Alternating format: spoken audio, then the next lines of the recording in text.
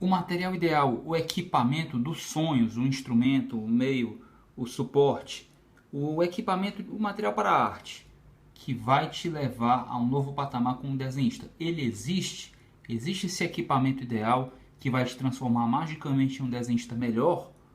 Quão um material pode tornar melhor um desenhista?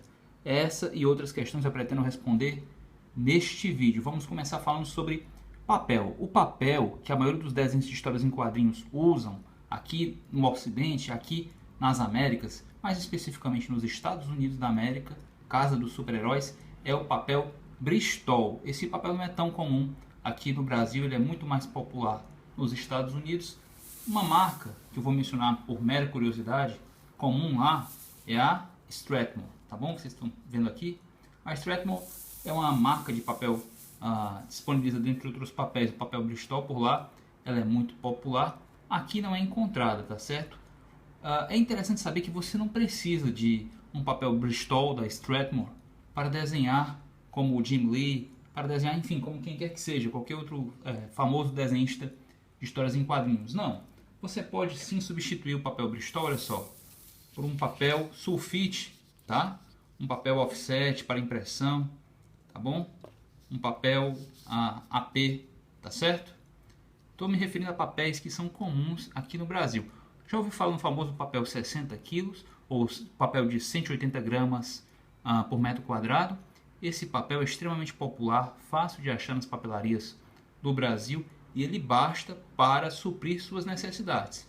Esse super-homem, eu desenhei um papel sulfite, um papel 60 quilos de 180 gramas por metro quadrado, tá certo? O famoso 60 quilos. E esse aqui, ó, eu desenhei no papel Bristol. Você vê grandes diferenças? A diferença maior é que nesse papel aqui, né, eu desenhei o personagem um pouquinho maior, porque esse é um papel A3 e esse é um papel A4. Mas você acha esse papel aqui também no tamanho A3. Isso não é um problema. O importante é você saber sobre o papel é que ele seja branco, tenha superfície lisa, tá bom?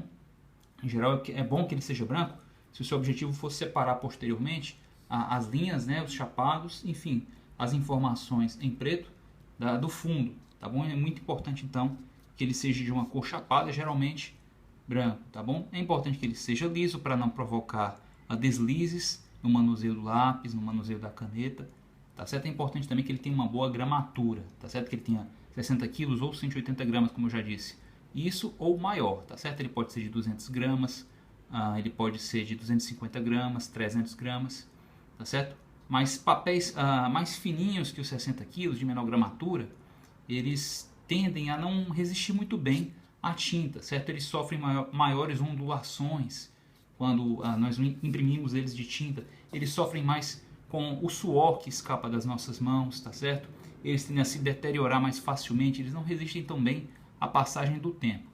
Então, se o seu objetivo é fazer uma arte perene, uma arte que dure algum tempo, tá certo? Se o seu objetivo é também tornar a arte mais apresentável, comercializar essa arte, vender essa arte, causar uma boa impressão, utilize papéis de boa gramatura. Essa é a melhor dica que você vai receber sobre papel. Não precisa ser o papel importado, bonitão, Bristol, tá certo? O papel sulfite comum, ele dá conta. Existe aqui no Brasil o papel opaline, tá bom? Ele é o papel sulfite que passou por um processo químico que tornou sua superfície sutilmente diferente. Às vezes eu utilizo o papel opaline para fazer alguns sketch cards, mas novamente não é necessário. Se querem saber, eu prefiro desenhar sobre o papel sulfite de 60 kg, tá bom? Papel comum, a desenhar sobre o papel opaline. Eu não tenho tido uma boa experiência com o opaline, não. Podem perceber que a coloração é levemente diferente. Esse papel, como eu disse, passou por um processo químico diferente desse, tá bom? Por uma lavagem que esse não passou, tá bom? Então ele pode causar uma boa impressão, mas sobre o desenho ele não vai exercer nenhum efeito prático. E sobre o papel eu preciso dizer, portanto, que desde que o papel tenha uma boa gramatura, gente, não faz tanta diferença que tipo de papel você está usando. O papel ele interfere mais em resultados de pintura. Tá certo? Ele interfere sim em pinturas feitas a aquarela, pode interferir em pinturas feitas a guache, acrílica, tá bom? Mas no que diz respeito a desenho a lápis ou a nanquim, tá certo? Feito com arte final tradicional a nanquim, aí nesse caso o papel não vai interferir tanto não, desde que ele tenha uma boa gramatura. E sobre papéis, ó, de menor gramatura, esse aqui é um papel comum. Para não dizer que ele é o papel comum tem 75 gramas por metro quadrado, esse aqui tem 90. Ele é um pouquinho só mais grosso. É papel que eu utilizo para fazer sketches, para fazer rascunhos, para fazer desenhos descartáveis, porque ele é mais fininho, ele é menos resistente, tá bom? Ele não causa uma impressão tão positiva, tá certo? É um papel que é muito útil para fazer esboços, tá bom? Para fazer, por exemplo, as demonstrações que eu realizo para efeitos de realização das aulas aqui do canal, tá bom? Então, o papel comum ele é útil para, enfim, para fazer desenhos descartáveis, rascunhos, layouts, tá certo? Quando a gente tenta fazer uma arte mais caprichada, a gente opta por um papel de 60 kg ou 180 gramas, a diagramatura igual a essa ou superior, entendido? Vamos falar um pouquinho sobre lápis. Gente, o lápis, o mais recomendado é o 2B. Eu dizia outro dia a algum de vocês, o 2B é interessante porque ele fica ali no meio termo, tá certo? O HB, o B e o 2B, eles ficam entre os grafites mais moles, que soltam mais, né, lápis que soltam mais grafites quando pressionados contra o papel, e os grafites mais duros, que soltam menos grafite, em compensação, marcam mais o papel, sulcam mais o papel, tá certo? Então, por ele ser intermediário, ele tende a combinar o melhor de dois mundos. Ele tem um traço mais macio, como os grafites mais moles, tá certo? E ele tem também a possibilidade de detalhamento da arte que os grafites mais duros proporcionam. Eu recomendo fortemente o 2B. Posteriormente eu posso fazer um vídeo só sobre lápis, só sobre os efeitos do lápis. Se vocês têm interesse, deixem marcado aí nos comentários. Deixa eu falar brevemente então, pessoal, sobre canetas, tá certo? As canetas de ponta de feltro, tipo a Unipin, tá certo? Que tem uma ponta de espessura variável, tipo a 01, a 02, a 03, até, sei lá, 1.0, 1.2, tá bom?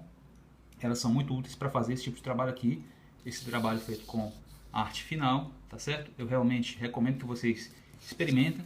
A Unipin é interessante, as canetas da Micron também, tá certo? A Staedtler também tem algumas canetas aqui, a Copic, tá bom? Tem canetas desse tipo disponíveis no mercado.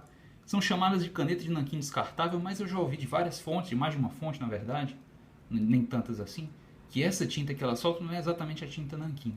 Mas tudo bem, a gente pode usar a tinta nanquim para fazer preenchimentos. A gente pode utilizar um pincel, de preferência, um pincel de pelo de Marta, tá bom? Pelo de Marta, de bico de pelo de Marta, tanto redondo quanto chato, para fazer, ó, preenchimentos chapados e até alguns efeitos, algumas achuras também. O pincel mais fininho é muito útil. Sobre o pincel, a dica é que ele seja de pelo de Marta.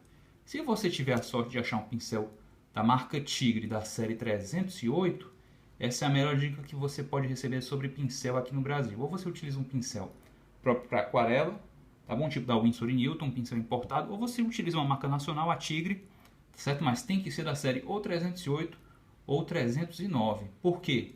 Porque é diferente. O pelo é diferente. O que é que torna o pelo diferente? Quando você umedece ele, quando você embebe ele de tinta ou água, o pincel se ajunta, e os pelos do pincel se ajuntam e permanecem unificados, dando precisão ao traço, de uma forma que os pincéis de outras séries, da mesma marca, não ficam.